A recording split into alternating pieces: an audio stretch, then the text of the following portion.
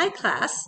Now that you know what a ballad is and you've listened to some examples, you've already chosen your topic and your tone for your ballad.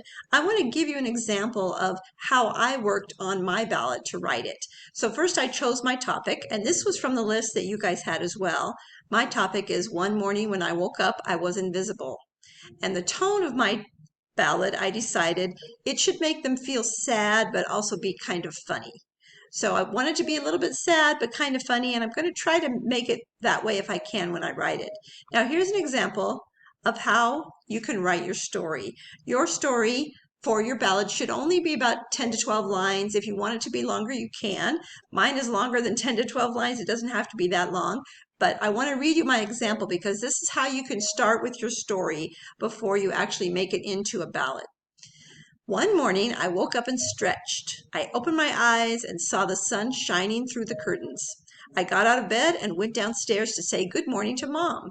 I stood across the table from her and told her good morning. She ignored me. Then she put my breakfast on the table and called me to come to breakfast. She didn't see me or hear me.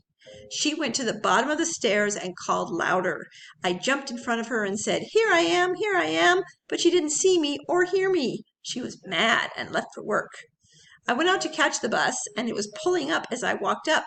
As soon as all the other kids got on the bus, it drove off. It didn't even wait for me to get on. The bus driver and the students couldn't see me. By now, I realized I was invisible. I walked to school, which took a long time, and as I crossed the street, I had to be very careful because no cars could see me.